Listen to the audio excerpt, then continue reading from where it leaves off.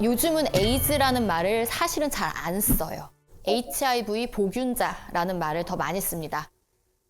그 이유가 뭐냐면 에이즈를 일으키는 바이러스 이름이 HIV예요. 사람 면역 결핍 바이러스고 에이즈는 후천성 면역 결핍증인데 이 HIV가 들어와서 면역 세포를 막 죽여요. 그래서 이 면역력이 완전 떨어져서 생기는 병이 에이즈예요. 아, 근데 옛날에는 HIV에 감염되면 다 에이즈가 됐어요. 그래서 HIV 보균자라는 말을 안 쓰고 그냥 다 에이즈였던 거예요. 근데 이제는 약이 너무 좋아져서 에이즈까지 가지 않는 경우가 대부분입니다. 그래서 그냥 HIV 보균자다가 끝이에요. 그래서 HIV에 감염됐다고 다 에이즈는 아니라는 거죠.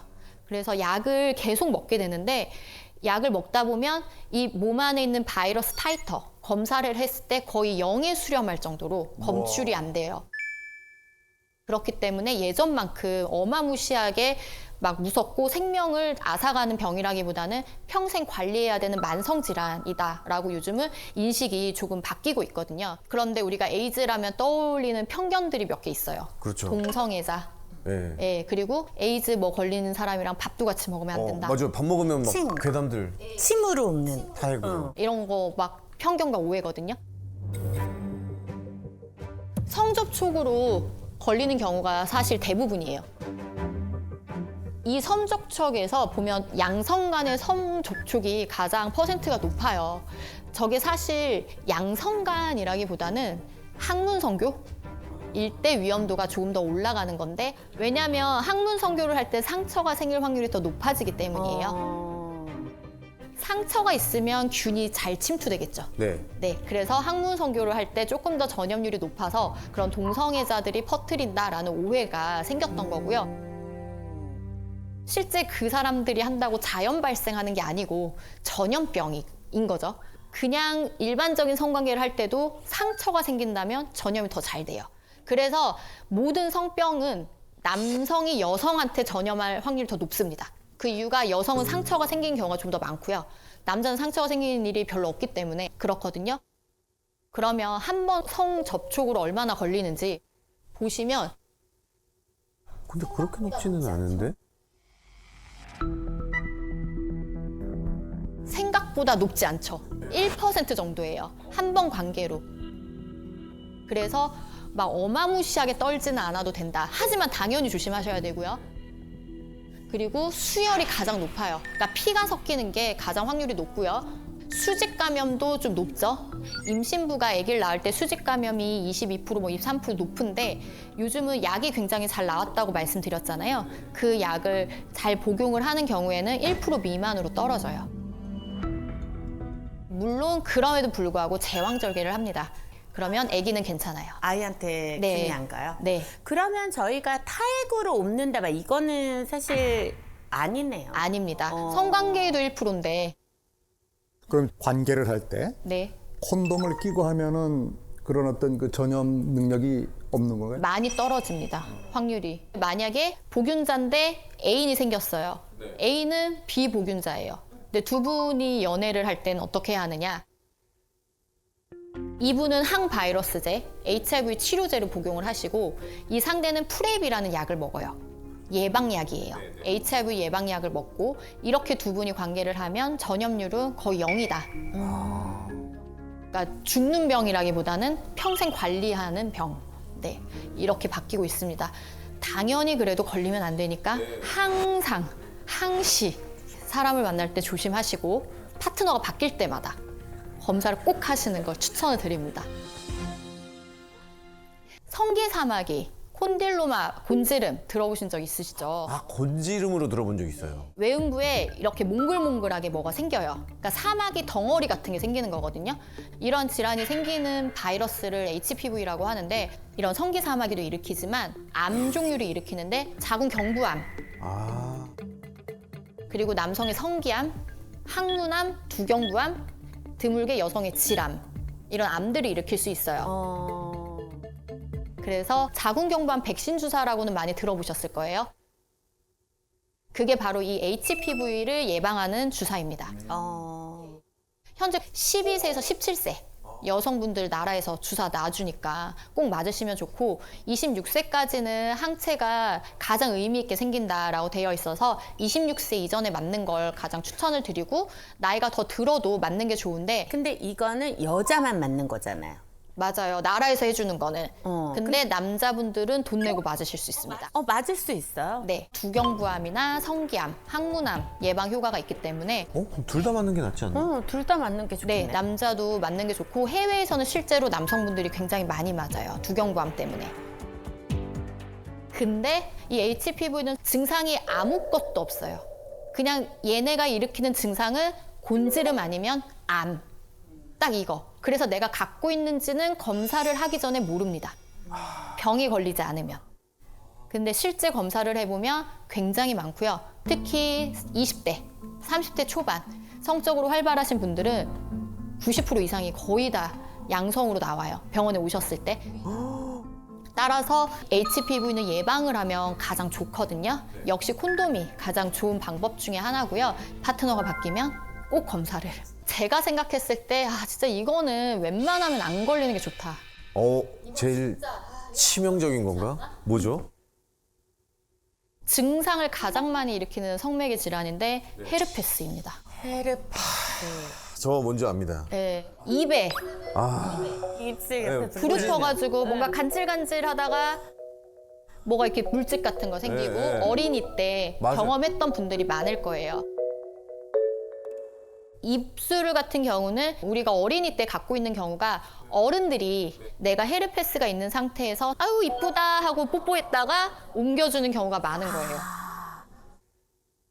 그 균이 똑같은 균이라는 거죠. 네, 1형, 2형 얘기 들어보셨을 거예요. 중요하지 않습니다. 그냥 얘네 이름일 뿐이고요. 여기에도 다 생길 수 있고요. 외음부에도 둘 다 생길 수 있어요. 그러니까 그냥 단순하게 이렇게 생각하시면 돼요. 성 접촉이든 입술 접촉이든 병변이 있는 부위가 점막에 닿으면 옮는다 라고 생각하시면 돼요. 그래서 처음에 수포가 되고 궤양이 되는데 수포가 생기면 간질간질해요. 엄청 간질간질하다가 나중에 이렇게 궤양을 만들거든요. 그러면 따갑습니다. 그래서 환자분들이 씻다가 밑이 너무 아파요. 물이 닿으면 이제 따가운 거죠. 그래서 병원에 오세요. 그래서 딱 보면 헤르페스. 선생님, 제가 알기로는 이 헤르페스는 완치가 안 된다. 네, 맞아요. 한 번 걸리게 되면 신경절에 살아요. 신경절에 살아서 내가 면역력이 떨어질 때마다 기어 나와서 그 병변을 만드는데 우리가 항바이러스제를 복용을 하죠. 그럼 밖에 있는 바이러스는 죽어요. 그래서 그 병변은 없어지는데 신경절에 있는 바이러스는 안 죽어요. 그럼 어떻게 그 바이러스를 죽이는 방법이 없습니다. 그럼 갖고 평생 사는 거예요? 평생 사는 거예요. 그래서 제가 안 걸리는 게 좋다라고 말씀을 드렸던 거고 근데 증상이 밖으로 막 포진이 생기지 않았으면 전염성은 없는 거잖아요. 복균하고 있어도. 그거에 대해서 무증상 흘림이라는 게 있는데 그것도 아니네. 그것도 옮겨요. 네. 증상이 없고 밖에서 봤을 때 멀쩡한데도 전염이 되는 경우가 있거든요. 근데 사실 이거를 잘 살펴보면 전조 증상이 있어요. 처음에 수포가 되기 전에 바이러스들이 이제 여기 깔려 있잖아요. 근데 아직 수포는 안 생겨서 육아는 정상이에요. 하지만 이때 본인은 뭔가 그 부위가 뻐근하고 약간 근육통처럼 뭔가 거기 살이 아파요. 뭐 여기 팬티 라인 있는 이런 림프가 아프다던가 혹은 그쪽 다리가 저린 사람도 있고 사람마다 되게 달라요. 그래서 이런 전조 증상이 있을 때도 관계를 하지 않으시는 게 좋고 전조 증상이 있거나 수포 단계일 때 약을 먹으면 확 없어집니다. 아예 그럼 빨리 초기 진압이 중요하네요. 네, 그러고 궤양이 됐을 때는 약을 아무리 먹어도 상처 자체가 피크를 찍고 회복하는 시간이 걸리기 때문에 그때 약이 별로 효과가 없어요. 그래서 자주 재발하는 분들은 그래서 아예 약을 드려요. 갖고 계세요. 그러고 전조 증상 있을 때 긴가민가 해도 그냥 드세요. 아니어도 상관없으니까 그냥 드세요. 그렇게 해서 말씀드려요. 이렇게 들으니까 선생님 그 미팅 때 하셨던 그 질문이 저 마지막 성병 검사는 언제 해보셨어요? 이제는 필수적으로 서로에게 해야 되는 새로운 문화로 좀 자리를 잡아야겠네요. 그렇죠. 이게 계속 살펴볼 수가 없잖아요. 오히려 빨리 물어보는 게 더 좋네요. 그렇죠. 그 올마도 네가 말한 게 이거였구나. 아프네. 약간 요렇게. 그래서 제가 항상 환자분들한테도 말씀드리는 게 성관계를 하는 게 쾌락만 쫓지 말아라. 쾌락만 쫓았을 때 이런 병에 걸리면 너무 속상하고 억울하고 현타가 오고 그렇게 되는 네. 거죠. 그래서 내가 한 행위에 책임을 질 수 있는 마음가짐도 성관계에 되게 중요하다. 그리고 흔히들 오해하시는 게 질염 막 이런 게 있다? 이런 분들은 오히려 성관계 질환이 아닙니다. 그냥 혼자 걸리는 게 많아요. 증상을 일으키는 질염은 사실 크게 두 개가 있어요. 사실 거의 이 두 개밖에 없어요. 하나는 세균성 질증이라고 해서 가디넬라 베지날리스라는 균에 의해서 걸립니다. 이 균이 질에 원래 살고 있는 균이에요. 그런데 원래는 좋은 균이 많고 잡균들이 그냥 이렇게 꾸질꾸질하게 있는데 얘들이 확 늘어난 거죠. 얘들이 확 증식하고 좋은 균이 밀려 나온 거예요. 이렇게 되면은 질내 환경이 완전히 바뀌게 되거든요. 그렇게 되면 증상이 냄새가 엄청 나요. 아, 원래 우리 냉은 냄새가 안 나요. 원래 냄새가 안 나는 게 정상이에요. 냄새가 난다? 그럼 병원에 가셔야 돼요.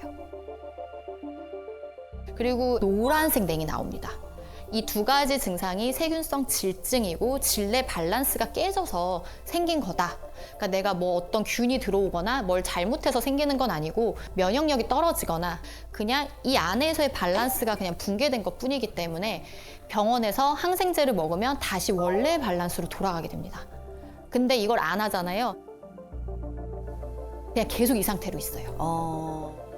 원래대로 돌아가지 않아요. 그럼 계속 냄새가 나는 거죠. 근데 한 달에 한 번 그 생리 주기가 끝날 때쯤에는 약간 그런 증상들이 좀 있잖아요. 그래가지고 안에 씻어내는 막 세정제 막 이런 거 요즘에 질안 세척 네, 말씀하시는 쫙, 거죠. 네. 그런 걸로 셀프 관리를 하는 건 안 될까요? 그 생리 끝물은 사실 피 때문에 나는 냄새예요. 피가 질 안에 소량 고여서 산화가 되다 보니까 균들하고 섞이면서 냄새가 좀 날 수 있는 거거든요. 그럴 때 그 냄새는 되게 예민하신 분들은 본인은 맡아요.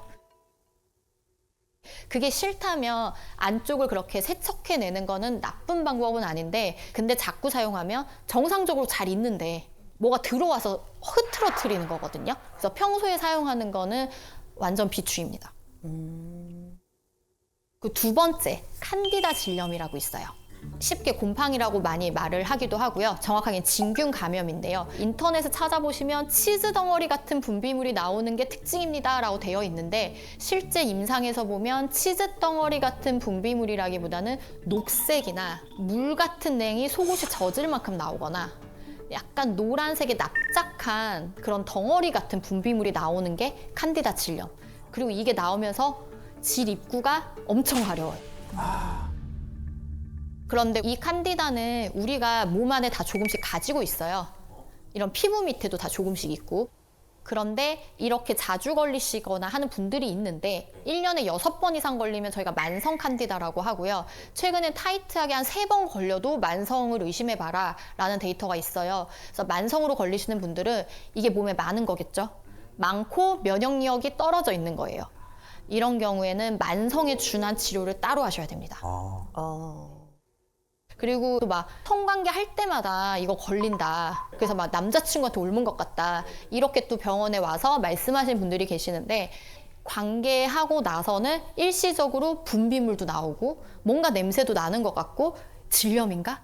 이렇게 오해하신 경우가 많아요. 근데 콘돔을 쓰지 않고 하는 성관계에서 남성의 쿠퍼액이 여성의 질 안에 다 고여 있게 됩니다. 그리고 여성도 평소보다 분비물이 더 많이 나오게 되죠. 이게 또 다 질 안에 고여 있게 돼요. 그리고 남성의 쿠퍼액은 염기성이고 여성의 질은 산성인데 이 쿠퍼액이 들어옴으로써 이 산도가 깨져요. 그럼 약간 일시적으로 흐트러지겠죠. 그리고 분비물이 고여 있으니까 이게 한 3일, 5일 정도 흘러나와요, 계속. 그리고 막 열심히 냄새를 맡으면 냄새가 나는 것도 같아요. 근데 이 분비물이 밖으로 나오고 젖쌍균들이 열심히 일을 하고 우리 점액에서 삼출물도 열심히 일을 해서 다시 원래 컨디션으로 바꿉니다. 그래서 아무것도 안 해도 원래대로 돌아간다. 그래서 옮는 게 아니에요. 하지만 관계 후에 질 점막이 자극되니까 세균성 질증도 칸디다 질염도 조금은 더 잘 걸릴 수 있다. 상대 때문은 아니지만 성관계는 원인의 하나일 수 있다. 이렇게 생각하셔야 돼요. 그리고 굉장히 많은 분들이 분비물이 나와도 질염인 줄 아세요. 질염은 제가 앞서 말씀드린 그런 증상이 있는 게 질염이고요. 분비물은 그냥 분비물이에요. 이거를 질염이라고 생각하고 나는 계속 질염에 걸린다. 질염 여자의 감기다. 뭐 이것 때마다 막 질정을 넣어야 된다. 이 제품을 사서 써야 된다. 뭐 질 안에 넣고 뭐 밖에 따르고 뭐 별게 많은데 그런 제품들을 저는 사실 선호하진 않는 편이에요. 이건 뭐 사람마다 다 다르니까. 그 이유가 그 후기를 자세히 보잖아요. 제가 일주일 썼는데 아직 잘 효과를 모르겠어요. 라면은 더 써보세요. 라고 하시거든요. 더 썼더니 좋아졌어요. 이런 댓글들이 있어요. 근데 우리 냉의 사이클이 있거든요. 가만히 둬도 좋아지는 시기가 온 거예요. 우리 냉은 배란기 때 투명하고 콧물같이 그런 찐득한 냉이 나와요. 콧물 같은 냉이 일주일 정도 나오고요. 그 다음 일주일은 약간 하얗고 몽글몽글한 냉이 나와요. 그리고 그 다음 일주일에 생리를 그 다음 일주일에 뽀송뽀송해요. 그러고 다시 콧물. 몽글몽글, 생리, 뽀송. 이 사이클이 돌고 근데 이 정도의 차이는 사람마다 좀 있고 내 컨디션에 따라서 또 매달 달라요. 그래서 사실 질 안에 뭔가를 하는 거는 굳이 할 필요는 없고요. 왜냐면 질 안에서 아이들이 열심히 활동을 해요. 깨끗하게 유지하려고. 위산처럼. 대부분의 것은 우리 몸은 알아서 잘 자정작용을 한다. 이렇게 생각을 하시면 될 것 같아요.